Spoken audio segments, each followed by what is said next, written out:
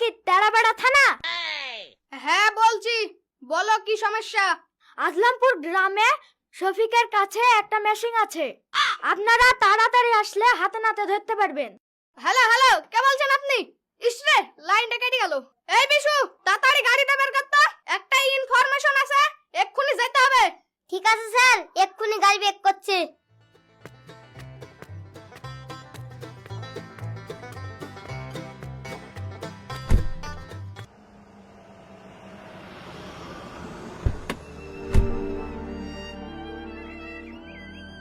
খালাম্মা, এখানে শফিকদের বাড়ি কোনটা?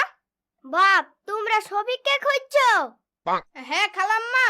শফিক আমারই ছেলে, দেখো গা ঘরে শুয়ে আছে, সারাদিন মেশিনের কারবার তো এলি গেছে। সঠিক জায়গায় এসেছি স্যার, চলেন বাড়ি ভিতরে চলেন। আরে তুই নিজের ছেলেকে পুলিশ দিয়ে ধরে দিলি কেন রে? নিজের ছেলে আমাকে কোনোদিন মা বলি ডাকেনি, আর পুলিশে আমাকে খালাম্মা বলি ডাকলো। চারটি খানিক কথা।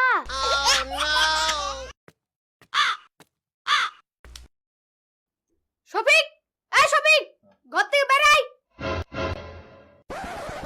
ও বাবা, চাচা কানে, ও তো ঘুমাচ্ছে, ঘুমে মানুষকে জ্বালায় না। যাও বাড়ি যাও। বাড়ি যাওয়ার লেগে আসেনি, তোমার স্বামীর কাছে রাইফেল আছে, রাইফেলটা দাও। ঠিক আছে, ল্যানছি।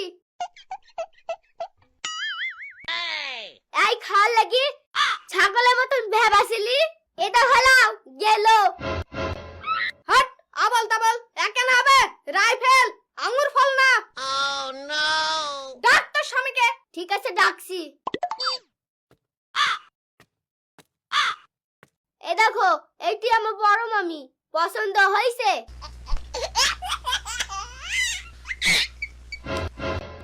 আমি মেয়ে দেখতে এসেছি নাকি? ডাকতে বলছি তোমার স্বামীকে, লেসছো তোমার মামিকে।